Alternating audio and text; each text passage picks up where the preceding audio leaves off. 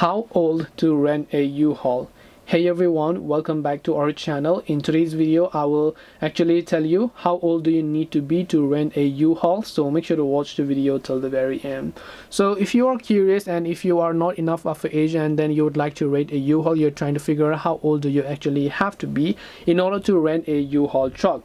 Well, actually it's quite simple. Customers must be 16 years of age to rent trailers and 18 years of age to rent trucks. So trailers and trucks have different age categories. As for trailers, you need to be 16 years of age, and as for trucks, you need to be 18 years of age. And to prove this, you must have a government issued driver's license in order to rent their trucks and trailers, because if you don't have a license, of course you will not be able to rent it.